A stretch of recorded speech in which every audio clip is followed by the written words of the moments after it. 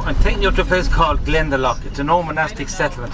I'm going to give you a tour around the monastery, and after that I'm going to let you go for a walk. Now anyone who doesn't want to go for the walk can sit on the bus and I'll drive them up to the lakes. Okay, so if you want to go walking, that's grand.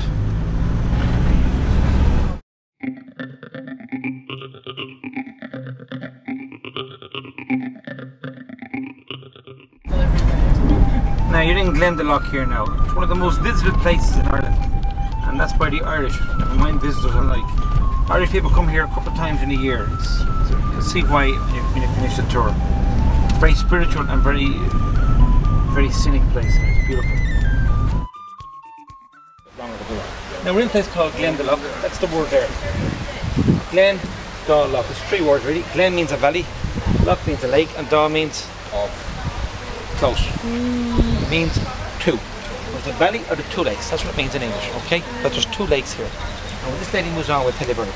It's all got to do. The monastery has all got to do with a man called Saint Kevin. His name in Irish is Nave Cuivine, means fair begotten. He's the son of a local king here. Okay, and he's reputed in 120 when he died. He died in 618. So the monastery was thriving for 500 and 600 years after he died. Okay. Now Saint Kevin is the patron saint of this monastery, and his feast day is always celebrated here on the 3rd of June, and it's a bit like St. Patrick's Day. Always associated with having a good drink and celebrating. Now people in the north of Ireland, Catholic and Protestant, celebrate St. Patrick's Day because he's not a Catholic or a Protestant, he's a Christian. And we both call our churches and our schools St. Patrick. So he's a kind of a unifying symbol for both religions, and we have a great day on the 17th, both sides. Okay? Alright, let's go. This here is a round tower, one of the famous round towers of Ireland. They're very unique to Ireland, always built for as a monastery. There's about 55 of these towers left, and as I say, they're very unique to Ireland. There's only 3 outside of Ireland. There's 2 in Scotland and 1 in the Isle of Man. That's because Irish monks were missionaries and they brought their knowledge with them. And also, towers were built because the monasteries were being raided by the Vikings. That's why they were built. Vikings were raiding them to take slaves. So when they see them coming, they'd ring the bells, everyone would enter in by a ladder, the tower, and they could withstand the siege, short siege. There used to be 6 wooden floors inside, and you gain access to each of them by a ladder, not by a staircase. Okay.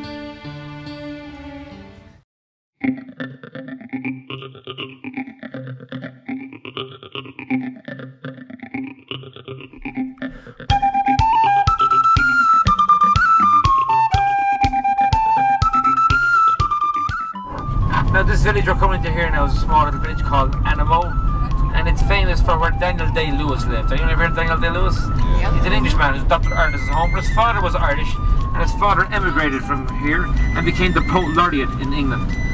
It's also known as the saddest village in Ireland. And that's because it's a dry town, they've got no pub, which is very unusual for an Irish village. Very sad place.